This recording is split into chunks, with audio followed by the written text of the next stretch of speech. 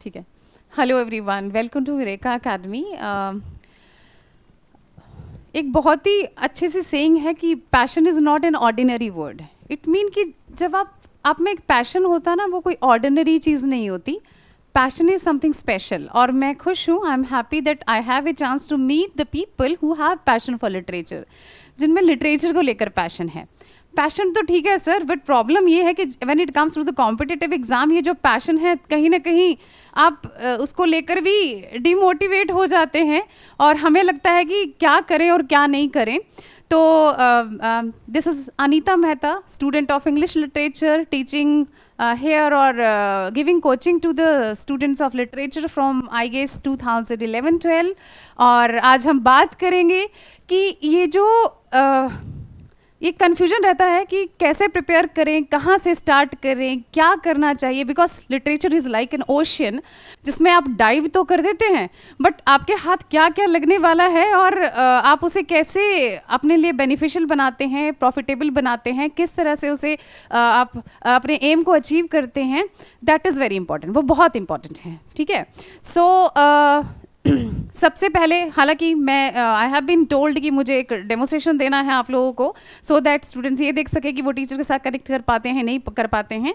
उससे पहले मैं थोड़ी सी कुछ चीज़ें आप लोगों के साथ डिस्कस करना चाहती हूँ, क्योंकि कोई भी बच्चा जो एग्ज़ाम देने आता है, या एग्ज़ाम बेसिकली जो इंग्लिश लिटरेचर को अपने एग्ज़ाम के लिए सब्जेक्ट चूज़ करता है, तो ऐसे बच्चों में सबसे पहला question, because I have seen so many people, इतने सालों से मैं बच्चों से मिल रही हूँ, ईयरली हम बहुत सारे बच्चों से मिलते हैं, तो सबसे पहले बच्चों का प्रॉब्लम क्या रहता है कि मतलब इससे प्रॉब्लम नहीं कह सकते, बेसिकली उनमें एक इशू रहता है, एक कन्फ्यूजन रहता है लेकर कि तैयारी कहाँ से करें, हम अपनी स्ट्रैटेजी क्या बनाएं. ठीक है. तो स्ट्रैटेजी लेकर एक वर्ड होता है कि हाँ, कहाँ से स्टार्ट करें, कैसे किया जाए, और इतने बड़े वास्ट लिटरेचर में ऐसा क्या चीज़ है जो सबसे ज़्यादा मार्क्स का आता है, सबसे कम मार्क्स का आता है. That is very difficult to find it out. ये बहुत मुश्किल है जिसे करना. तो देखो, स्ट्रैटेजी नाम की चीज़ सभी को एक ऑब्वियसली आपको बनानी पड़ती है, प्लानिंग के साथ चलना पड़ता है. जब तक आपके पास प्लानिंग नहीं होती है, आप कोई भी टेस्ट जो है उसे क्लियर करने में आपको थोड़ा सा प्रॉब्लम तो रहेगा ही. तो सबसे पहले आप एक स्ट्रैटेजी बनाते हैं, उससे पहले आप देखिए कि आप किस लेवल पे खड़े रहते हैं. मेरे पास जब भी कुछ स्टूडेंट्स आते हैं, 3 तरह के स्टूडेंट्स होते हैं जनरली. एक तो इस तरह के स्टूडेंट्स आते हैं जो बहुत ही रॉ होते हैं, ऐसे लोग जिन्होंने ये सुना होता है कि नेट नाम की कोई चीज़ है और उसके क्लियर करना है तो हम प्रोफेसर बन जाएंगे. But the thing is that उनका जो बेसिकली उनके पास जो नॉलेज होती है वो इतनी ज़्यादा नहीं होती है. उनका जो नॉलेज का जो लेवल होता है वो बहुत ऐसा होता है 10%, 20%, 30% काइंड ऑफ थिंग. तो ऐसे लोगों को बहुत मेहनत की ज़रूरत होती है. ठीक है. सेकेंड टाइप के जो स्टूडेंट्स आते हैं वो ऐसे आते हैं, they have done good in their post graduation, अच्छा किया है अपनी पोस्ट ग्रेजुएशन में, बट अभी भी उनकी नॉलेज जो है वो उतनी नहीं है कि वो नेट के एग्ज़ाम को फेस कर सकें या उसे क्लियर कर सकें. ऐसे बच्चे दे आर लाइक, हालांकि फर्स्ट टाइप के, जैसा कि मैंने आपको पहले टाइप के स्टूडेंट्स बताए और जो सेकंड टाइप के जो मैंने स्टूडेंट्स आपको बताए, दोनों में एक चीज़ बहुत कॉमन रहती है कि हमें कहीं से भी कोई हेल्प मिल जाए और हम ज़मीन आसमान एक कर देंगे, नेट तो हमें क्लियर करके ही छोड़ना है. ठीक है. They actually come with a passion. ये पैशन होती है कि हमें करके ही छोड़ना है, बस हमें एक हेल्प मिल जाए कहीं से, हमें पता चल जाए कि हम उसे स्टार्ट कैसे करें और उसका एंड कैसे करें. ठीक है. सो ऐसे स्टूडेंट्स को क्या है, ये आपके 2 टाइप के. तीसरे टाइप के स्टूडेंट्स वो होते हैं दोज हु आर ऑलरेडी, जिनको अच्छी नॉलेज होती है सब्जेक्ट की, बस उन्हें एक पुश चाहिए होता है. ठीक है. So such kind of students, they need एक पुश चाहिए, एंड जो एक लाइन के ऊपर खड़े होते हैं, ऐसे ही क्रॉस किया, जैसे ही मतलब एक it's a kind of thing कि उनको बस लीप करने की नीड है और क्रॉस कर जाएंगे वो लोग. ठीक है. बट तीनों ही स्टूडेंट्स के लिए क्या चाहिए होता है, एक अच्छा गाइड चाहिए होता है. अगर मैं आपसे पूछूं कि आप ये डेमोस्ट्रेशन क्यों देख रहे हैं, तो आपके पास भी 2 रीज़न होंगे. एक तो आप ढूंढ रहे हैं एक अच्छा इंस्टीट्यूट जहाँ पे आपको नेट की कोचिंग मिल जाए फर्स्ट पेपर के लिए और सेकंड पेपर के लिए भी, और दूसरा आप ढूंढ रहे हैं एक अच्छा टीचर उस बेसिकली इंस्टीट्यूट के साथ, कि एक अच्छा टीचर मिल जाए जो आपके शॉर्ट कमिंग्स को समझे, आपको समझे, आपके साथ इंटरेक्शन हो जिसकी, उसे पता चले कि आप में क्या लैकिंग है और आपके साथ वो काम करे और आपको उस लेवल तक ले जाए जिसे कि आप अचीव करना चाहते हैं. ठीक है. तो दोनों के लिए ऑब्वियसली आपको एक गाइड की ज़रूरत है, एक टीचर की ज़रूरत है. ठीक है. But the thing is that कि डेमोस्ट्रेशन आप देख रहे हैं या आप कुछ भी ऐसी कोई क्लास ले रहे हैं, तो उसमें जनरली फर्स्ट थिंग इज़ कि मैं टीचर के साथ कितना कनेक्ट कर पाता हूँ, ठीक है।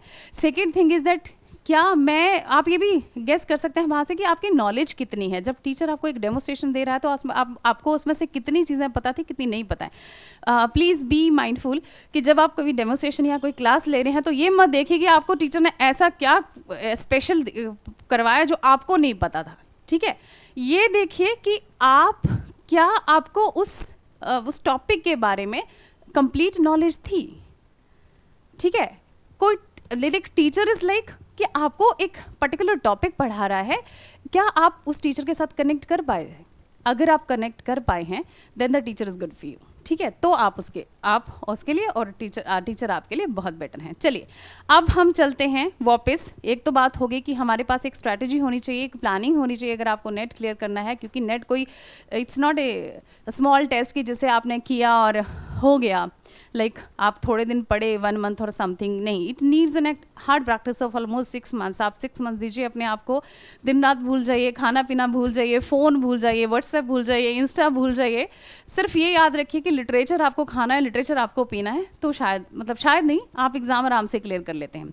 सेकेंड थिंग, इस स्ट्रैटेजी में एक पार्ट ये होता है कि मुझे क्या पढ़ना है और क्या नहीं पढ़ना है, ठीक है। अब क्या पढ़ना है और क्या नहीं पढ़ना में है, क्या है basically, first you should know the syllabus. आपको अपना सिलेबस पता होना चाहिए। जैसे देखिए मैं आपके साथ डिस्कस करती हूँ, हमारा क्योंकि नया बैच अभी स्टार्ट ही होने वाला है। सो सपोज कीजिए मेरे पास अगर आपका सिलेबस है तो आप में ऑलमोस्ट 10 यूनिट्स हैं यहाँ पे। लाइक मेरे पास ड्रामा है, we have poetry, we have fiction, we have fictional prose, then we have English and India and even in world, जो mention world literature में भी मैं यहाँ पे आपको डाल दूँ। वर्ल्ड लिटरेचर है आपके पास, लिट थियोरी है, लिटरेरी क्रिटिसिज्म है, कल्चरल स्टडीज़ हैं,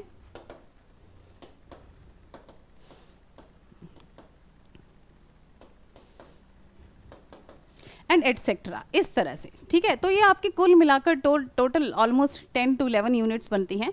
बट ये यूनिट आपको देखने में छोटी लगती हैं, इनके अंदर बहुत सारी चीज़ें। Drama means drama from the beginning till now, अभी तक का ड्रामा जो भी इंग्लिश में लिखा गया है। Poetry means poetry that is written from Anglo Saxon is till now, अभी तक, ठीक है। तो इतने बड़े लिटरेचर में, बाकी के अब हम सब्जेक्ट की बात करें, अगर आप मार्केटिंग की बात करते हैं, अगर आप कॉमर्स की बात करते हैं, तो ये हार्डली कुछ सालों पहले ही स्टार्ट हुए हैं। तो एज मच इतना लेंथ में नहीं जाना पड़ता जितना आपको लिटरेचर में, even I just go with the Hindi also, कि हिंदी और इंग्लिश दोनों में ही आपको इतना ज़्यादा पढ़ना पड़ता है या इतना आपको करना पड़ता है जितना आपको बाकी सब्जेक्ट्स को लेकर शायद नहीं करना पड़ता होगा। इवन फिलॉसफी में भी आपको इतना ही काम करना पड़ता होगा। सो अगर हम लिटरेचर की बात करते हैं, चलिए हम बाकी चीज़ें छोड़ते हैं, मैं लिटरेचर की बात करती हूँ। तो आज सबसे पहले अगर मैं आपसे बात करूँ कि हमें कैसे तैयारी करनी चाहिए, फाइन, मुझे कैसे प्रिपेयर होना है अगर मुझे नेक्स्ट एग्ज़ाम अपना क्लियर करना है तो, ठीक है।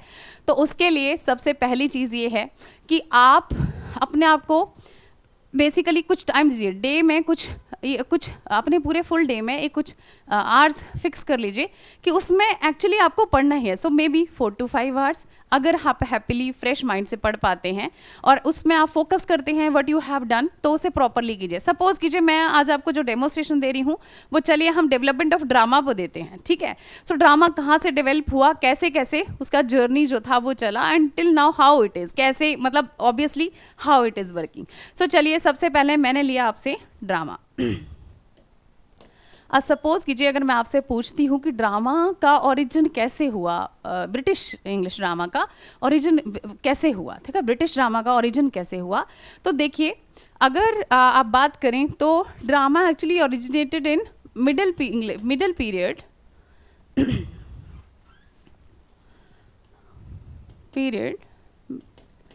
And it was actually church responsible for bringing drama into England, ठीक है, चर्च उसके लिए रिस्पॉन्सिबल थी। तो हम ये भी कह सकते हैं कि Roman people were responsible for bringing drama into into basically literature. उससे पहले जितना भी अगर आपने एंग्लो सेक्शन एज के बारे में पढ़ा है तो आपको पता होगा it was only poetry that was being written, ठीक है, और कुछ नहीं लिखा जाता था। इवन एज ऑफ चौसर तक लेकर आप अगर देखेंगे तो the prominent genre was actually poetry not drama, ठीक है। बट डेवलपमेंट तो कहीं ना कहीं से होना स्टार्ट हुआ होगा, एवोल्यूशन तो कहीं ना कहीं से होना स्टार्ट हुआ होगा, कहीं से कहीं एमरजेंस तो हुई होगी, ठीक है। सो हम बात कर रहे हैं उस एमरजेंस के बारे में। हुआ यूं कि basically Bible was in Latin, तो लोग इतने पढ़े लिखे नहीं हुआ करते थे कि वो बाइबल पढ़ सकें, और रिटन फॉर्म में इट वाज लाइक कितना अवेलेबल था किसी को नहीं पता था। प्रिंटिंग प्रेस भी नहीं होती थी और आपके पास कोई ऑप्शन नहीं होता था कि आप बुक्स सर्कुलेट कर सकें, तो इट वाज ओनली, देखिए अगर हैंड रिटन फॉर्म में कुछ होगा तो कितनी कॉपीज आप सर्कुलेट कर सकते हैं और कितना आप लिख सकते हैं। And when people are not literate तो इट इज़ एक्चुअली यूजलेस, कि वो पढ़ ही नहीं सकते तो प्रॉब्लम तो क्रिएट होगी। तो ऐसे लोगों का चर्च में इंटरेस्ट कीप अप करने के लिए, रखने के लिए व्हाट वाज डन, कहीं ना कहीं चर्च के लोगों ने ये सोचा होगा कि क्यों ना हम उसे ड्रामेटिक फॉर्म में प्रेजेंट करें लोगों के सामने। तो व्हाट दे डिड इज कि ड्रामा को एक्चुअली मिस्ट्री प्लेज, सबसे पहले जब हमने देखा, कैसे देखा, मिस्ट्री प्लेज की फॉर्म में, miracle plays and morality plays. Morality plays. आपने ज़रूर ये पोस्ट ग्रेजुएशन में पढ़ा होगा, ठीक है। So mystery plays the plays that deals with the incident from the Bible, ठीक है, जो बेसिकली डील्स करते हैं with the incidents from Bible. So Bible से कुछ थीम उठा लिए, कुछ टॉपिक्स और कुछ इंसिडेंट्स उठा लिए और उनके ऊपर आपने चर्च में एक प्ले टाइप कुछ बना दिया, and people will actually love to see that, ठीक है, क्योंकि लोग पढ़ नहीं पा रहे हैं, तो जब वो देखते हैं तो obviously they actually have an interest in that. देखिए उस टाइम ये तब की बात है जब religion was actually the centre, in the centre, not it was not the time when human was actually in the centre, ठीक है। तो रिलीजन के आसपास सारी चीज़ें घूम रही थी। आप कोई भी चीज़ करते हैं तो वो रिलीजन को सेंटर में देखकर या उसके अकॉर्डिंगली करते थे, ठीक है। So this was the that time. तो इससे एक चीज़ तो ये हुई कि लोगों को बाइबल का नॉलेज हो गया, और second thing it was that कि लोगों का इंटरेस्ट चर्च की तरफ रहा, ठीक है। So they will keep visiting church also, ठीक है, और ऑब्वियसली इससे रिलीजन को तो फायदा होगा ही होगा। Second we have miracle plays. So miracle, देखो अगर आपको याद नहीं रहता है तो मिस्ट्री प्लेस और मिराकल प्लेस कैसे याद करने हैं, how do I teach my students कि आप कैसे उसे ट्रिक से याद कर सकते हैं।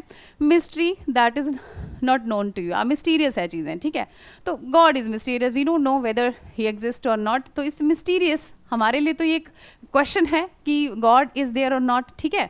तो जब कुछ चीज़ें मिस्टीरियस होती हैं related to God, it's like related to Jesus Christ here, तो that is actually the place which deals with such things, they are called mystery place, ठीक है। मिराकल क्या होते हैं? मिराकल होते हैं जब किसी की लाइफ में कोई चमत्कार होते हैं, ठीक है। So miracle plays deals with the life of saints and martyrs, ठीक है।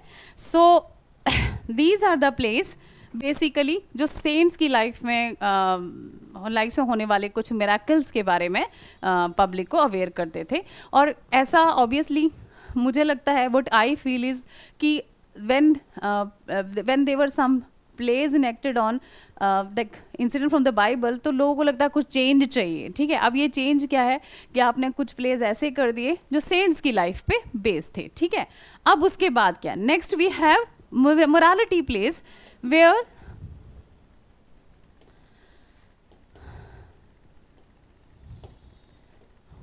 based on virtues and vices. So आपके पास कुछ कैरेक्टर्स हैं, either they are representing virtues और दे आर रिप्रेजेंटिंग वाइसेस। जैसे कि आप देखते हैं किसी को गुड बना दिया, किसी को बैड बना दिया, someone is jealousy, someone is gluttony, someone is temptation, and it is shown that it is always the good side that wins and the bad side is punished. So it's actually to teach a moral lesson to the public, it's basically moral lesson to the public, ठीक है। तो ये कुछ place है जहाँ से actually basically drama का जो एवोल्यूशन था वो स्टार्ट हुआ. धीरे धीरे क्या हुआ, लोगों में इंटरेस्ट कम होता गया और चर्च को लगा कि the play should not be enacted in the church now. तो प्लेस जो है बेसिकली ये जो ड्रामेटाइजेशन है it came to the market place में आने लगे. अब ऐसे सपोज कर लीजिए कि लाइक इंडिया में जैसे कि अभी बाजार्स और द मार्केट जैसे अभी अवेलेबल हैं ऐसे नहीं हुआ करती, तो वीकली मार्केट्स लगती होंगी, उनमें कुछ पर्टिकुलर कुछ अट्रैक्शन होता होगा, जैसे देयर आर स्टॉल्स. तो हो सकता है प्ले के लिए भी एक पर्टिकुलर स्टॉल होता होगा जिसमें guild used to play all these things. ठीक है, सो एक्टर जो होते थे वो गिल्ड्स हुआ करते थे या जो भी. सो ये एक्चुअली बिगनिंग थी किसकी, प्ले की. ठीक है, ड्रामा की. ठीक है, उसके बाद क्या हुआ, जो 16th सेंचुरी में आपने ज़रूर पढ़ा होगा कि Ralph Roister was the first comedy. ठीक है, Gammer Gurton needle the first tragedy. So ये कुछ वर्क हमने वहाँ सुने, इनके साथ एक दो वर्क और भी लिखे गए, but the actual development came in the Elizabethan age. ठीक है, अगर ड्रामा ने अगर सबसे ज़्यादा अपने आप को फ्लरिश पीरियड देखा तो वो दैट वाज एलिजाबेथन एज. ठीक है, सो एलिजाबेथन एज में तो मैं सीधी I am going from there to Elizabethan age. Elizabethan age में व्हाट वी सॉ, आपने क्या देखा और आपने क्या पढ़ा है. First of all, if you have heard about University Wits, University Wits ये वो 7 लोगों का ग्रुप था, those who were belonging to the either University of Oxford और द कैम्ब्रिज, जिन्होंने एक्चुअली ड्रामास के साथ एक्सपेरिमेंट किया. ठीक है, they did experiment with tragedy, they did experiment with comedy, they did experiment with different forms of drama, and actually luckily they were setting a stage for the giant of drama that is Shakespeare. और कहीं ना कहीं वो Shakespeare के लिए एक तरह से स्टेज सेट कर रहे थे. तो they all have written something और द अदर, जैसे ट्रेजेडीज़ हैं, कॉमेडीज़ हैं. अब यहाँ पे क्वेश्चन आपके पास क्या आता है, कोई भी लिटरेचर का स्टूडेंट होगा तो जब मैं उसे यूनिवर्सिटी विट्स कराऊंगी तो वो यूनिवर्सिटी विट्स कैसे करेगा. ठीक है, कैसे करूँ मैं. इससे पहले का तो आपको मैंने बोला कि we have 3 types of plays, morality, mystery and the miracle. और आपको इसमें से कुछ के नाम्स आपको याद, नाम जो हैं वो आपको याद रखने पड़ेंगे, आपको डेप्थ में नहीं जाना है उसके ज़्यादा. ठीक है, अगर आपको नेट के एग्जाम के लिए प्रिपेयर करना है तो. ठीक है, यूनिवर्सिटी विट्स के बारे में अगर मैं बात करूँ तो आपके पास 7 ड्रामेटिस्ट्स आर देयर. बेसिकली आपको उनके वर्क्स के नाम याद होने चाहिए. ठीक है, विच एक्चुअली कॉन्ट्रीब्यूटेड, और जो बेसिकली बाद में शेक्सपियर के लिए या किसी दूसरे किसी ड्रामेटिस्ट के लिए हेल्प किए. ठीक है, तो प्लेस के नाम, हाउ डिड दे कॉन्ट्रीब्यूटेड, किस तरह के एक्सपेरिमेंट उन्होंने किए, that should be known. Dramas को डेप्थ में पढ़ने की नीड नहीं है, ओनली फ्यू ड्रामा. जैसे मैं बात करूँ, सबसे इम्पॉर्टेंट हमारे पास रहते हैं मार्लो, क्रिस्टोफर मार्लो. तो क्योंकि क्रिस्टोफर मार्लो का Doctor Faustus, Jew of Malta and Tamburlaine ये अभी भी सिलेबस में प्रिस्क्राइब्ड हैं यूनिवर्सिटीज़ के. डॉक्टर फॉस्टस तो ऑलमोस्ट हर यूनिवर्सिटी में होता है, सेंट्रल यूनिवर्सिटी में. ये भी बहुत ज़रूरी है. जब आप नेट के लिए प्रिपेयर करने हैं तो please check the syllabus of all the central university. सारी सेंट्रल यूनिवर्सिटी का सिलेबस ज़रूर चेक कीजिए, कौन कौन सी बुक्स हैं जो प्रिस्क्राइब्ड हैं. इवन स्टेट्स का भी देखिए, क्योंकि जनरली जो क्वेश्चंस आते हैं वो उन ऑथर्स पे आते हैं जो ट्रेंड में होते हैं, जिन्होंने कुछ एक्सेप्शनल कंट्रीब्यूशन किया हो लिटरेचर की फील्ड में. आप किसी को भी उठाकर एग्जाम में नहीं डाल देते हो. ठीक है, तो first thing is that what is trending is asked, वही पूछा जाता है. तो हर एज में ऐसे तो इट्स लाइक मैंने कुछ साल पहले आई वॉज टीचिंग, तो आई वॉज थोड़ी सी रीडिंग की हैबिट में थे. Once I heard that history, मैंने कहीं पढ़ा था, मुझे याद नहीं है, that history is what, it is actually about the life of some famous people. ठीक है, हिस्ट्री क्या है, कुछ फेमस लोगों की लाइफ के बारे में जब हम लिखते हैं दैट इज कॉल्ड हिस्ट्री. तो आप देख लीजिए हिस्ट्री ऑफ इंग्लिश लिटरेचर क्या होगी.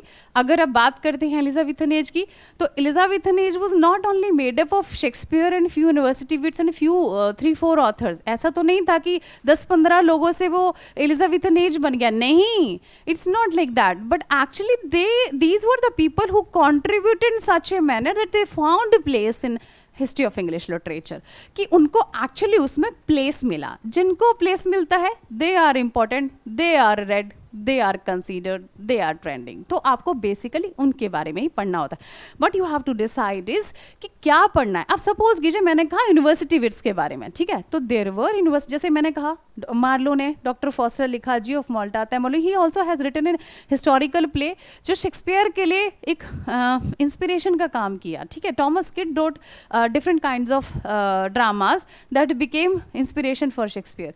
And not only these, everybody was writing in such a manner that they became inspiration for the coming generation. Coming generation के लिए inspiration बने. तो क्या resources थे, क्या source रहे, किसके लिए source रहे, किस तरह से रहे, और क्या क्या किस किसने लिखा, that is important to do from the university wits. ठीक है, अब देखिए नेक्स्ट हम चलते हैं शेक्सपियर की तरह. मैंने तो बात किया ड्रामेटिस्ट जो थे यूनिवर्सिटी विट, इसी एज के आपके पास आ गए Shakespeare, who actually has written more like around 37 plays. और his plays were not only praised by people of that time, but they were also appreciated by the critics and the scholars of that time. ठीक है, तो play सिर्फ ऐसा नहीं था कि उस टाइम की पब्लिक ही उसे प्रेज कर रही थी, और भी लोग, इवन आप see the universality of the plays. अभी तक हम शेक्सपियर पढ़ रहे हैं, अभी तक हम Shakespeare, and the themes are still applicable. अभी भी हमें लगता है कि some lines that we used to read from there, they are actually hard and fast truth, hard and fast truth. और आप एकदम से आप you actually get swayed by the emotions, आप हो जाते हैं इस तरह से. So Shakespeare wrote 37 plays, but it was not only the Shakespeare who was writing at that time. It was actually there were so many people like Beaumont and Fletcher. We have John Webster. After him, we have Ben Jonson. So these people were also writing at that time. ठीक है, अब इसमें से आप देखिए आपको बॉमॉन्ट और Fletcher, क्योंकि शेक्सपियर का कॉन्ट्रीब्यूशन इतना ज़्यादा है कि आपको शेक्सपियर कैसे करना है. सपोज कीजिए आपने शेक्सपियर का एक ड्रामा ले लिया, ड्रामा लीजिए, स्टार्ट फ्रॉम द सेटिंग से स्टार्ट कीजिए. ड्रामा की सेटिंग कहाँ की है. सपोज कीजिए मैंने एक ड्रामा लिया शेक्सपियर का, ठीक है, तो आप उसके कैसे स्टडी करते हैं. सबसे पहले read the text of the drama. अगर आप टेक्स्ट नहीं पढ़ पाते, क्योंकि इट्स वेरी डिफिकल्ट, मुझे पता है बहुत सारे स्टूडेंट्स आई कम अक्रॉस कि जो ओल्ड टेक्स्ट है उसे पढ़ना बहुत मुश्किल होता है. बट देर आर बहुत सारी चीज़ें हैं, गूगल पे आप देखेंगे तो ओल्ड और न्यू टेक्स्ट का एक basically there are PDFs available, तो आप वो भी ले सकते हैं. या फिर आप एक चीज़ मैं आपको सजेस्ट कर सकती हूँ कि first you read the summary, then you read the text. But text जरूर पढ़िए, क्योंकि you shouldn't let any question left. एक क्वेश्चन 2 मार्क्स का होता है. अगर आप एक ऐसा ऑथर जिसके बारे में आप सब कुछ जानते हैं और वहाँ से आप क्वेश्चन अटैम्प्ट नहीं कर पाते हैं,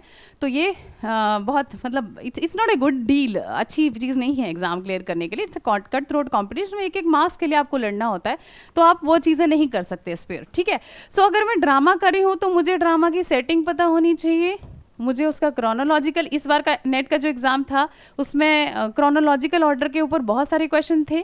ठीक है, क्रोनोलॉजिकल ऑर्डर पता होना चाहिए. प्लेस का डेट आपके पास अवेलेबल है फिक्स, तो आप वो कीजिए.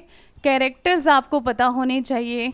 ठीक है, important character, how they are related, plot कैसा है, सब प्लॉट क्या है, इंपॉर्टेंट लाइन्स कौन सी हैं, and where they were spoken, whom were the people who actually spoke those lines. ये सारी चीज़ आपको क्लियर होनी चाहिए, और ये तभी हो सकती हैं जब आप कोई टेक्स्ट पढ़ते हैं. जब तक आप टेक्स्ट नहीं पढ़ते हैं आप ये सारी चीज़ें क्लियर नहीं कर सकते हैं. बिलीव मी, मैं फिर से बोल रही हूँ, मैं हर स्टूडेंट को बोलती हूँ लिटरेचर के कि सक्सेस पाने का कोई हार्ड एंड फास्ट आपके पास कोई सीधा तरीका नहीं है कि आप उड़े और सक्सेस मिल जाए. उसके लिए आपको हार्ड वर्क करना पड़ता है, और हार्ड वर्क इज जब आप अपना टाइम डिवोट करते हैं. जब तक आप अपना टाइम डिवोट नहीं करते हैं आप नहीं कर सकते. ठीक है चीज़ें. सो चलिए, मैंने कहा कि ये चीज़ें जो हैं आपको जब आप ड्रामा पढ़ रहे हैं तो आपको ये सारी चीज़ें पता होनी चाहिए. किसी भी ड्रामा को पढ़ते हैं तो उसका जियो बना लीजिए, देखिए उसमें से कौन सा, even a single small character should be known to you, आपको पता होना चाहिए. ठीक है, ताकि आप बाद में उसे क्रिटिकली उसको बेसिकली उसे क्रिटिकली एसेस कर सकें. ठीक है, तो ये चीज़ें हैं जो बेसिकली आपके पास इस ऑप्शन से इस टॉप यहाँ से इम्पॉर्टेंट थी, ठीक है। अब मैंने आपसे डिस्कस कर दिया ये वाली चीज़, then I told you about this Shakespeare and his contemporaries कौन कौन से हैं। नाउ आफ्टर शेक्सपियर केम, कैसे, जब आप चीज़ों को क्रोनोलॉजिकल ऑर्डर में करते हैं, किस तरह से, पहले 12th-13th century, 14th century, 15th century, 16th century, 17th century, क्योंकि हम अभी बात कर रहे हैं 17th सेंचुरी की। शेक्सपियर की डेथ 1616 में हुई थी, तो उसके बाद ड्रामा का क्या हुआ, क्योंकि हमारे पास after that we have came next, that is restoration drama, ठीक है। रेस्टोरेशन एज भी आपके पास थी, that is also called the age of Dryden, ठीक है। बट रेस्टोरेशन ड्रामेटिस्ट जो थे, they were more basically focused on किस पे, उन्होंने क्या किया, उन्होंने ना ट्रेजेडी और कॉमेडी को एकदम से सेपरेट कर दिया, ठीक है। So restoration dramatist they were mostly writing comedies, तो they were writing comedy of manners, comedy of manners, ठीक है।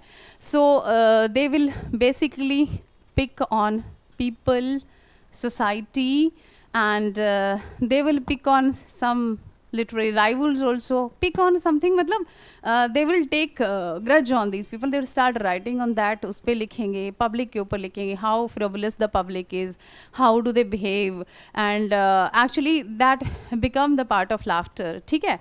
So restoration dramatists includes, we have John Vanbrugh, we have Wycherley, we have Etheridge, ठीक है, we have Etheridge, we have the William Congreve also, William Congreve, and on the other hand, one person who was actually trying his hand at every genre, and that is it is John Dryden, ठीक है। He was writing in different manner from the restoration dramatist. इनसे बिल्कुल थोड़ा सा अलग लिख रहे थे. He was more focused on tragedy, and the comedies that he was writing was unlike the comedies written by these people, इन लोगों ने, because their comedies were basically considered immoral. उसे immoral consider किया था, किया जाता रहा बाद में, and that's why restoration dramatist के बाद हमारे पास जो नए जो dramatist आए, they were basically Orville Goldsmith and Richard Brinsley Sheridan. So after them, restoration dramatist के बाद अब यहाँ से आपको क्या क्या पढ़ना है? Basically there are so many works important from this area, और उसके बीच ऐसा नहीं है कि जब मैं ये एज डिस्कस कर रही हूँ तो बाकी के जो जॉनरास थे वो नहीं लिखे जा रहे थे, but I am trying to tell you is that कि आप जब एक चीज़ पे फोकस कर रहे हैं तो आप बिगिनिंग से लेकर एंड तक उसी पे फोकस कीजिए, आपको ऑथर्स पता चल जाएंगे, आप कंफ्यूज नहीं होंगे that the particular person is a novel writer और ड्रामेटिस्ट, क्योंकि ये जो कन्फ्यूजन है ये जाकर आपको आएगा 20th सेंचुरी में, जहाँ बहुत सारे ऑथर ऐसे थे those who were writing the fiction and the drama both has well, ठीक है, या पोइट्री भी लिख रहे थे, तो जैसे जॉन गाल्सवर्दी जैसे लोग, तो वहाँ पे जाकर प्रॉब्लम होती है आपको, उससे पहले ये प्रॉब्लम नहीं है। अगर आप अच्छे से करेंगे तो विल कम टू नो कि कौन सी एज की टेंडेंसीज कैसी थी, उस एज का जो ऑथर होगा वो कैसे लिखता होगा और बेसिकली किस चीज़ पे फोकस करता होगा, ठीक है। So this is what next thing that we are going to do is, जैसा कि मैंने आपसे कहा कि कॉमेडी ऑफ मैनर्स के अगेंस्ट हमारे पास आया sentimental comedy, that is sentimental comedy written by basically we have two main authors for that, and one is Oliver Goldsmith and another is Oliver Goldsmith, and one is Richard Brinsley Sheridan. तो ये लोग he wrote, Oliver Goldsmith का आपको she stoops to कंकर याद होगा, the good नेचर्ड man याद होगा, and Richard Sheridan's the School for Scandal, बहुत ही इंपॉर्टेंट वर्क है, ठीक है, स्कूल फॉर स्कैंडल। यहाँ से मैंने आपसे कहा शी स्टूप्स टू कंकर एंड गुड नेचर्ड मैन। सो ये मैं कुछ एग्जाम्पल आपको दे रही हूँ कि आप एज वाइज अगर किसी चीज़ को करते हैं तो कैसे करते हैं, ठीक है। आफ्टर देम क्या, उसके बाद क्या, कौन आया और किसने स्टेज को स्वे किया, ठीक है, बेसिकली रूल किया। तो देखिए ऐसा तो होता नहीं है कि एक बार कोई चीज़ स्टार्ट हुई तो उसके बारे में इंटरेस्ट जो है वो क्रिएट नहीं रहता लोगों को.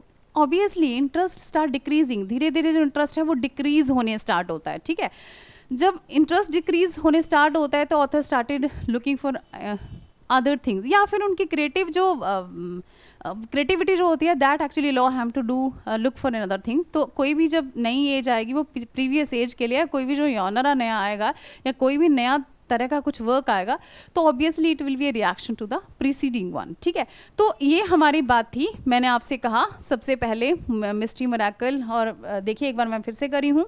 सबसे पहले आपके पास मैंने आपसे कहा कि ड्रामा यहाँ से स्टार्ट हुआ था मिडिल पीरियड से, जहाँ से Roman church actually church started this dramas mystery miracle और मोरालिटी पेज की फॉर्म में. उसके बाद हमारे पास नेक्स्ट आया and that is Elizabethan age, जो सबसे प्रोमिनेंट एज है for the evolution of the drama, जिसमें मैंने आपसे बात की यूनिवर्सिटी विट्स के बारे में, शेक्सपियर के बारे में, Beaumont, Fletcher, Thomas Middleton, John Webster, Ben Jonson के बारे में. ठीक है, so they all were writing in their own manner in different ways. ठीक है, then I told you about restoration dramatists who were writing actually comedy of manners, and then I talked about John Dryden, who was also writing dramas, though he was also a poet, but he was writing drama different from the restoration dramatists. ठीक है, after that I actually was talking about the sentiment, क्योंकि restoration drama में comedy of manner लिखे जा रहे थे, so here we were talking about the sentimental comedy. ठीक है, then after this, अब इसके बाद क्या, sentimental comedy के बाद क्या, इसके बाद हमारे पास जो ड्रामेटिस्ट आए 19th सेंचुरी में, William Collins, Henry Arthur Jones and Arthur Pinero. So 19th century में if drama was ruled by, it was Wilkie Collins,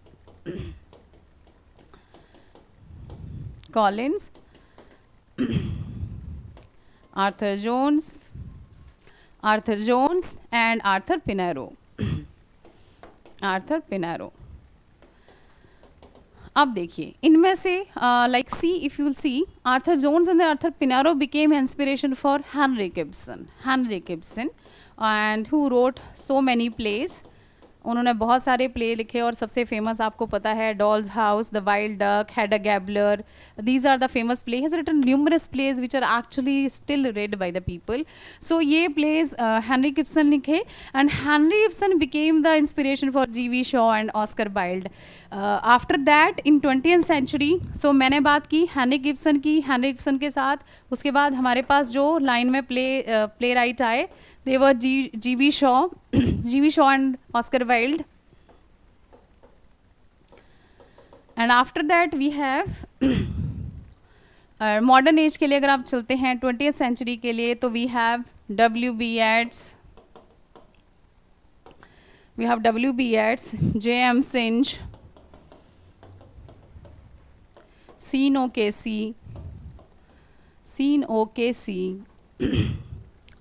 O'Casey, Harley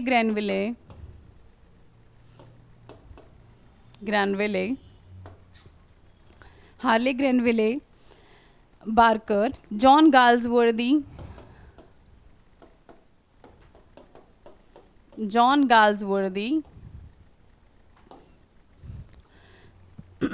Samuel baked,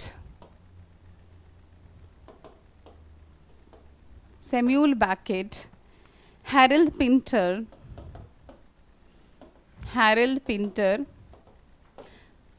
and Tom Stoppard. There are numerous. अभी modern इस age तक आते आते there are numerous plays, but ये कुछ ऐसे author हैं जो मैंने आपसे एक्चुअली आई थॉट कि आपको मेंशन होने चाहिए. तो मेनली मेरा जो एम था आपको बताने का वो ये था कि जब आप इस बात को लेकर कंफ्यूज होते हैं कि मुझे अपना स्टार्ट कहाँ से करना है, तो स्टार्ट फ्रॉम द बिगनिंग, वहाँ से स्टार्ट कीजिए जहाँ से आपको लगता है कि अब मैं क्रोनोलॉजिकल वे में पढ़ूंगा तो मुझे पता चल जाएगा कौन सा ऑथर कौन सी एज को बिलोंग करता है, कितना इम्पॉर्टेंट ऑथर है और मुझे एक्चुअली उसके बारे में क्या करना है. ठीक है, when you will come to know about this, आपका आधा काम तो ऐसे ही ईजी हो जाता है. ठीक है, सो इस तरह से पढ़िए। इस एज तक आते आते सबसे इम्पॉर्टेंट प्रॉब्लम बच्चों को कहाँ आती है, आपको मॉडर्न एज में और पोस्ट मॉडर्न एज में आते हैं, क्योंकि एकदम से there came a flood of authors, बहुत सारे। क्योंकि अगर आप एलिजाबेथन एज में देखते हैं तो आपको कितने, hardly 7 on university with Shakespeare and 4 to 5 6 और ऑथर, टोटल मिलाकर 20 ऑथर्स आपको वहाँ से करने हैं। But what about the modern, the post modern age, problem यहाँ आकर क्रिएट होती है जहाँ आपको ये डिसाइड करना है कि कौन सा इंपॉर्टेंट है, कौन सा ड्रॉप करना है, कौन सा नहीं करना है, ठीक है।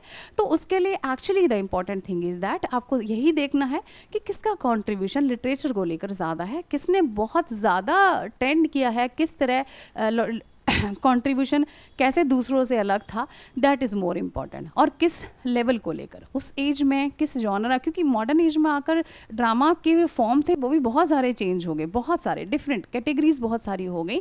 तो हर कैटेगरी को कैटेगराइज करके, उसके अंडर उसके ऑथर को कैटेगराइज करके, उनके वर्क्स को कैटेगराइज करके आप उन्हें आराम से कर सकते हैं, ठीक है। सो ये मेनली आपका एक आपका एक स्ट्रैटेजी है जिसके अकॉर्डिंगली आप कैरी फॉरवर्ड कर सकते हैं। आप सपोज कीजिए, अगर मैं आपसे बात करती हूँ, मैंने आपसे किया कि मुझे किसी ड्रामाटिस्ट को करना है, सेट अगर मैंने कहा मुझे शेक्सपियर को करना है, तो मुझे क्या करना है, सबसे पहले शेक्सपियर के बारे में। अगर तो मुझे सिर्फ ड्रामा पढ़ना है, अगर मैं ड्रामा ही करी, तो उससे पहले मुझे ड्रामाटिस्ट के बारे में भी तो पता होना चाहिए ना। तो फर्स्ट आप उनकी बर्थ के बारे में कीजिए, फिर उनकी बर्थ और डेथ डेट के बाद उनका बर्थ प्लेस आपको पता होना चाहिए, ठीक है। सेकेंड थिंग इज़ दैट कि व्हाट आर द फैक्ट्स, कुछ फैमिली बैकग्राउंड भी उनकी आपको पता होनी चाहिए, कि there come some question about that also, ठीक है। फैमिली बैकग्राउंड कीजिए। After that the number of works आपको पता होने चाहिए। अब जैसे कीजिए, आप शेक्सपियर के वर्क्स को आपको डिवाइड भी करना होता है, क्योंकि Shakespeare actually has written almost in every kind of drama, जैसे ट्रेजिडीज़, कॉमेडीज़, ट्रेजिक कॉमेडीज़। तो how many tragedies were written, अच्छा उनके वर्क्स में हिस्ट्रीज वर ऑल्सो देयर। तो हिस्ट्रीज, ट्रेजिडीज़, कॉमेडीज़ में कैसे कैसे डिवाइड करना है, हाउ टू डिवाइड इट, और कितने वर्क्स उन्होंने ट्रेजिडीज़ थे, कितने कॉमेडीज़ थे, कितने हिस्ट्रीज थे, विच वर्क्स वर इनकम्प्लीट, कौन से वर्क्स ऐसे थे जो इनकम्प्लीट थे। कुछ वर्क्स को लेकर कुछ इशू भी, जैसे ग्लोब थिएटर हेनरी 8 की ड्रामेटाइजेशन के टाइम पे इट वाज बर्न। तो इस तरह के कुछ कॉमन फैक्ट्स होते हैं जो आपको याद रखने होते हैं, ठीक है। And then came the folios of the Shakespeare, who actually got publishers folios. Folios में कि क्या क्या चीज़ें ऐसी थी जो ऐड की गई थी। जैसे first folio was actually having only 36 plays and 37th play was added in the second folio.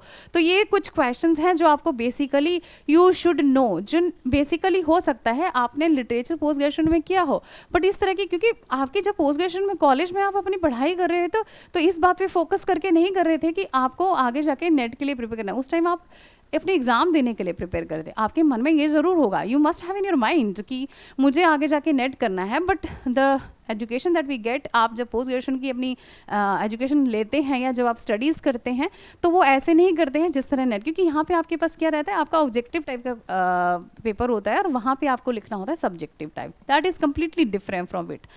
वो यहाँ पे आपके जो पॉइंट ऑफ व्यू मैटर नहीं करते, फैक्ट्स मैटर करते हैं।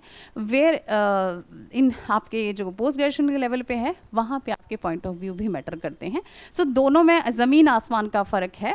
दो आपके लिए हेल्पफुल होता है, but it's actually a new beginning. So in new beginning के लिए आपको, अगर if you want to connect with us, we are very happy and we actually assure you that everything that is taught in the class will be right from the beginning, और ऐसे ही आपको कराया जाता है जैसे कि आप बिल्कुल नए हैं और आपको कुछ नहीं आता हो। सो जुड़िए हमारे साथ, we will be happy to be connected with you. Thank you so much for the day. Thank you so much.